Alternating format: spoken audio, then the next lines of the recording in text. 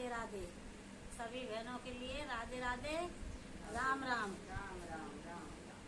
बहनों, आप सभी के बीच में एक अनुभव सुनाना चाहूँ जो हकीकत समझो या प्रैक्टिकल समझो, उसे बिल्कुल हकीकत की ही बात है। तो मैं जो है ना इतना भक्ति करे करती, पाठ पूजा करे करती और तुम्हारे जो द्वारकाधीश के मंदिर में अमृत वेला जाया करती वो सुनने भजन कीर्तन के लिए।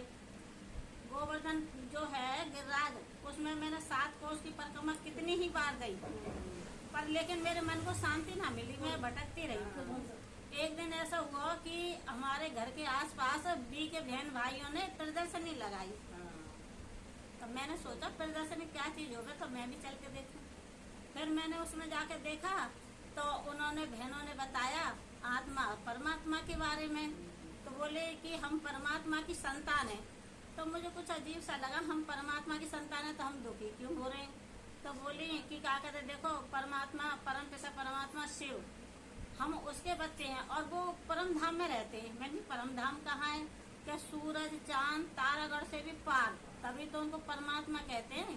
परम धाम से रहते हैं तब वो रहने वाले हैं। तब वो जब धरा पर आते हैं, वो कब आते हैं, जब कलियुग का अंत होने को आवे और सतयुग की आदि होने को आवे, तब उस बीच में आते हैं। तो बाबा कहते हैं कि बच्चे तुम काफी समय हो गए हो, अब तुम मुझे याद करो। और तुम काफी दुखी हो लिए, भटकते रहे, चारों तरफ दर दर की ठोकर खाते रहे।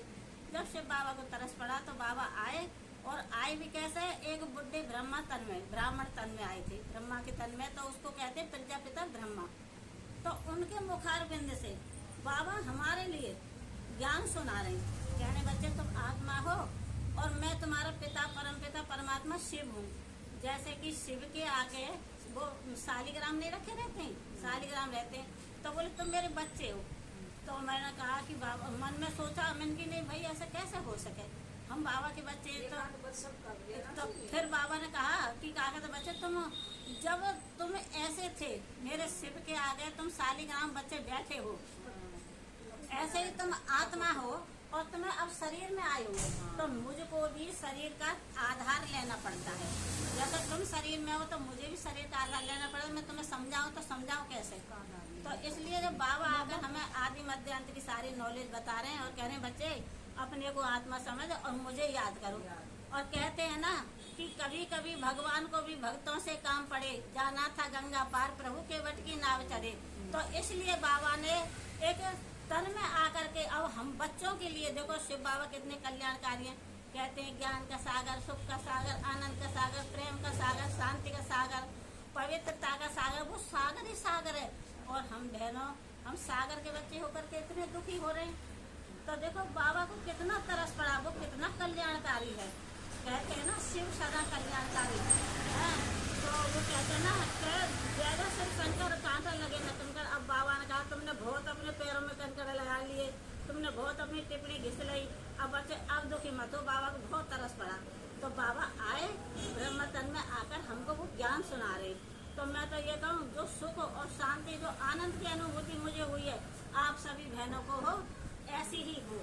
तो मैं यही कहना चाहती हूँ आप सबको, देखो परमात्मा आए और वो कह रहे हैं कि बच्चे देखो आज तुम मेरे मददगार बनोगे तो मैं भविष्य में जब भी मुझे तुम याद करोगे मैं तुम्हारा मददगार बनूंगा। और क्यों कि इस समय है जो कल्याणकारी समय, इस समय को पहचानो, इस समय को व्यर्थ मत गंवाओ और अपने को आत्मा समझ शिव बाबा को याद करो। सोते समय बाबा गुड नाइट, उठते समय बाबा गुड मॉर्निंग। तो बाबा अपने बच्चों से कितने खुश होंगे। तो बाबा को जैसे कि गिरिराज पर्वत को जैसे उठाया, कृष्ण ने उठाया ना, और उसके साथ हम सब बच्चे थे, गोपियां थी। तो उन्होंने भी क्या किया कि सबने एक एक उंगली दी। अब बाबा कह रहे हैं कि आप सब बच्चों से मेरा यही वो है कि आप सब मेरे सहयोगी बनो।